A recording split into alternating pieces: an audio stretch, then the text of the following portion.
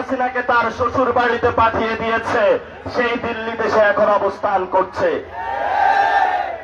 ওইখানে বসে বসে আবার রাজনীতি করে, দমক দেয় আমি কিন্তু আসবো। আসেন না, কই আসবেন? আচ্ছা, এই কোম্পানিগঞ্জে যদি আসে আপনারা কি করবেন?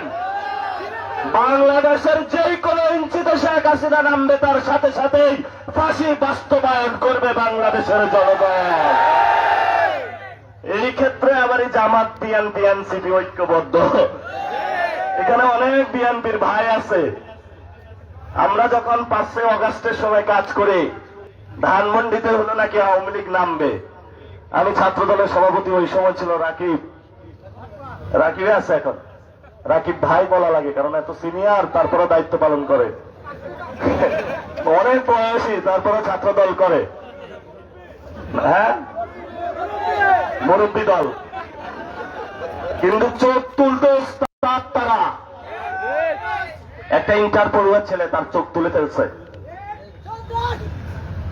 আমরা তাদেরকে বলবো, ওরে বললাম যে ওইখানে তো আওয়ামী লীগ নামতেছে, তাহলে কি করবা? একটু পরে ফোন দিয়ে বলে সব পিটায় সাইজ করে দিছি। আর একটু পরে খোঁজ পাইলাম ওইখানে এক মহিলা ছিল, মহিলার মায় দিছে। আমি বললাম যে কোন জায়গায় মারবা, এটা তো টের পাইতে হবে। তারা আন্দোলনে ছিল, এটা অস্বীকার করার কোন জো নাই।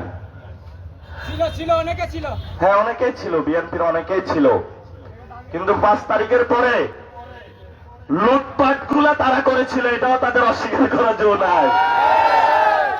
যেখানে যাই সিএনজি স্ট্যান্ড দখল কে করেছে? বিএনপি। 17 বছর বুকা ছিলাম, বাংলাদেশ আরো 100 বছর খাইলেও তো এটা শেষ হবে না। তোমার জন্য সেই জনগণের যে টাকা, সেটা মেরে দিয়েছ, তুমি বাংলাদেশি কোন নাগরিক হইতে পারো না। এত এই দেখে আরেকটা, আপনারা তো এগুলা থেকে গন্ধ পান না, দুর্নীতির গন্ধ খুব বিশ্রী গন্ধ। আপনার যারা সন্তান বাবারা এখানে একসাথ হয়েছেন, আপনার সন্তানকে বলবেন, বাবা তুমি অন্যায় থেকে দূরে থাকো, তুমি নির্যাতিত হয়েছ গত 17 বছর, এখন তুমি অহংকারী হইও না, আল্লাহর দিকে তাকায় হলো একটা সেজদায় পড়ে কালকে থেকে ভালো হয়ে যাও। আল্লাহ অনেক বড় ক্ষমাশীল।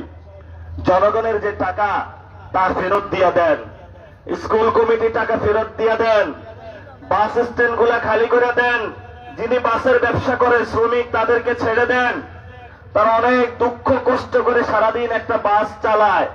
সিএনজি স্ট্যান্ড ছেড়ে দেন, একটা লোক নিজের সিএনজি কেনার টাকা নাই, সেই লোক আরেকজনের সিএনজি চালায়, ওইখান থেকেও সে ভাগ বসায়। কত লজ্জা তাদের জন্য। ভাই, আমি কি এতক্ষণ খারাপ কিছু বলেছি? তো এগুলা তারা করে কেন? এটা আমি কোনো লজিকে পাই না। বললে আবার চোখ তুলে ফেলে। এদেরকে কি করা যায় আপনারা একটা বুদ্ধি দেন। হ্যাঁ, এটা তো জেলে থাকলেও সংশোধন হবে না। গত 17 বছর তো থাকছে, সংশোধন হয় নাই, খাসলত পরিবর্তন হয় নাই, হয়েছে কোনো পরিবর্তন হয় নাই।